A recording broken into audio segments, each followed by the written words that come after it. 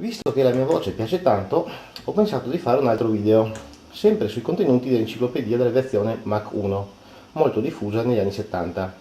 Oggi analizziamo i volumi 5 e 6. Eccoli qua, 5 e 6.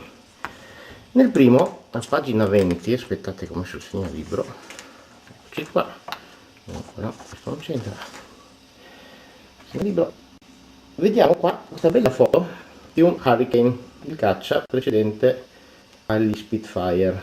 Ecco, il caccia è a terra, ma quello che mi interessa farvi notare, cosa carina, sbaglio o queste sono scie di condensazione? Ma guarda un po', eppure persistenti, basta vedere quanto sono lunghe e complesse, virate e tutto quanto. Vi piace? Qua.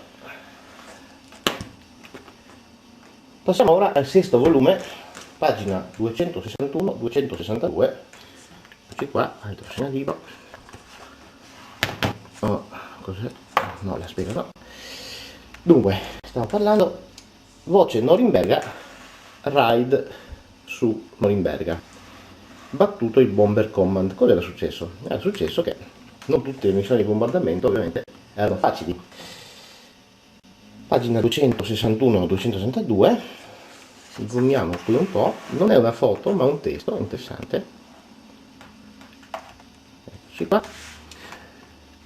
Passando sul faro, e la formazione di fitte opalescenti scie di condensazione nel gelido cielo primaverile hanno come conseguenza che sulla formazione inglese, tra l'altro alquanto dispersa, piombano con feroce determinazione gli Junkers Ju-88 e i Messerschmitt Bf-110 della Luftwaffe.